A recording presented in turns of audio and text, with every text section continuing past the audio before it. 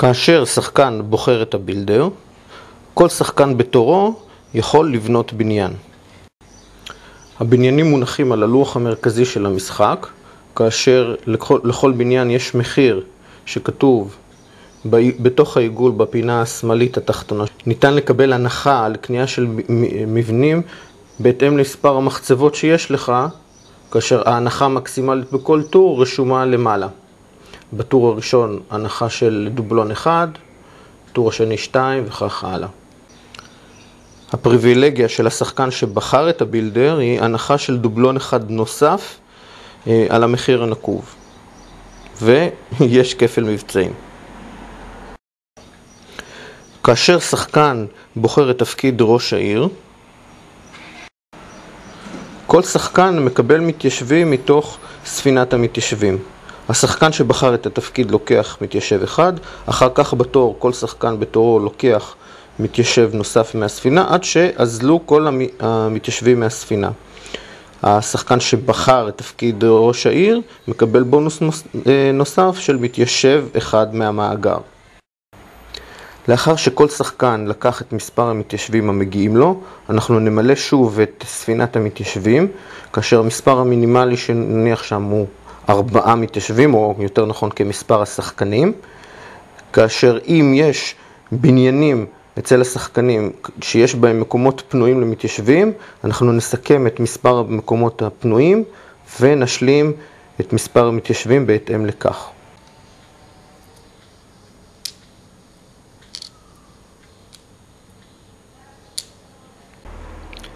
כאשר מתבצע שלב המאיור, כל שחקן יכול לבחור ולהזיז את המתיישבים שלו ממקום אחד למקום אחר על גבי הלוח, כדי להפיק את המקסימום מהמתיישבים שיש לו והבניינים והמטעים שלו.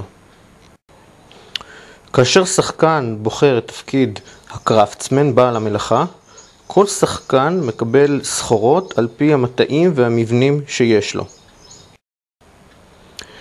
כל מטע מאוכלס מניב מוצר אחד, אבל יש לזכור שתירס מניב מוצר ללא שום עזרה נוספת. לעומת זאת שאר המוצרים צריכים מלבד המטע להכיל גם בית מתאים. למשל, כדי להפיק אינדיגו אני צריך מטע אינדיגו שיש עליו מתיישב, ובנוסף גם אינדיגו פלנט. מספר הסחורות הוא מוגבל, ואם בשלב מסוים סחורה אוזלת, אז השחקן אינו מקבל סחורות, גם אם יש לו מטעים ומפעלים כנדרש. לאחר שכל שחקן לקח את המוצרים שהוא יכול לייצר, השחקן שבחר את תפקיד הקרפטסמן מקבל את הפריבילגיה שלו, והוא מקבל סחורה אחת נוספת מבין אלו שהוא ייצר, וכמובן סחורה שזמינה כרגע במאגר הכללי. כאשר שחקן בוחר את תפקיד הקפטן, כל אחד מהשחקנים, על פי סדר, שולח סחורה אחת על ידי העברת הסחורות לספינות המסע. כל שחקן בתורו מעמיס סחורה אחת, וכך אנחנו עושים סבב עד אשר כל שחקן שולח את כל הסחורות שהוא יכול. הסחורות מונחות על גבי ספינות המסע, כאשר כל ספינה יכולה לשאת מסע של סוג אחד בלבד, ולא יכולות להיות שתי ספינות שמעמיסות את אותו סוג של סחורה. שחקן חייב לשלוח סחורה אם זה אפשרי. אם יש מקום פנוי בספינה, הוא חייב להעביר את הסחורות שלו. עבור כל פריט של סחורה שנשלח, שחקן יקבל נקודת ניצחון. שלחת 3 סחורות, תקבל 3 נקודות ניצחון. נקודות הניצחון של כל שחקן נשמרות על גבי הלוח שלו, כאשר הן חסויות. השחקן שבחר את הקפטן כבונוס יקבל נקודת ניצחון נוספת על כל הנקודות שהוא קיבל עבור משלוח המוצרים לספרד. בסוף שלב הקפטן, ספינות שמלאות לגמרי, כל המוצרים שלהם יחזרו למאגר המוצרים.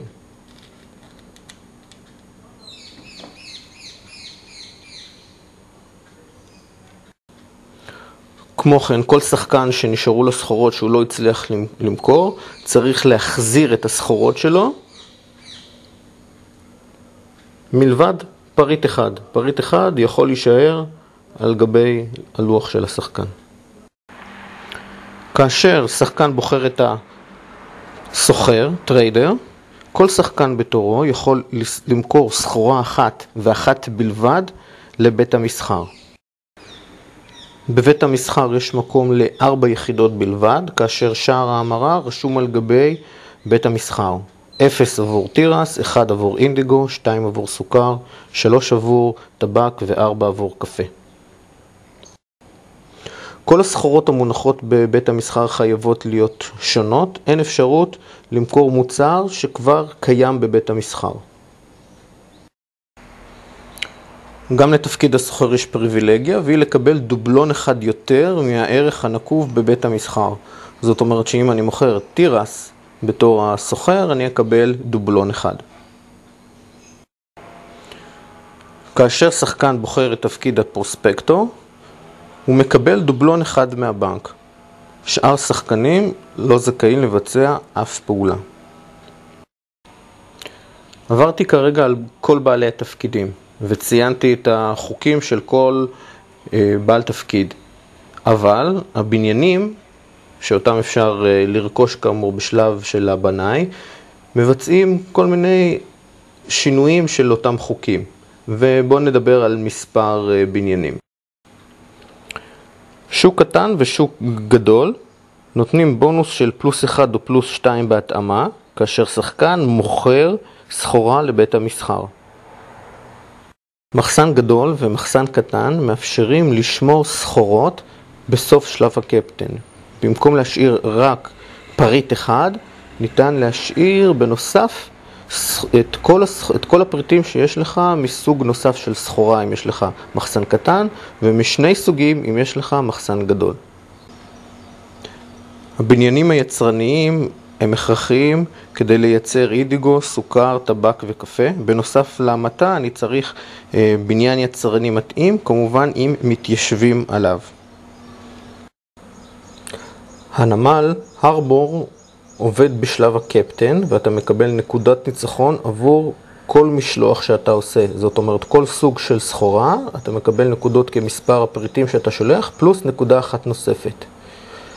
הווארף, אתה יכול לשלוח סחורה אחת לא דרך הספינות הרגילות, אלא כאילו יש לך רציף פרטי שעליו יש ספינה ואתה שולח בנפרד.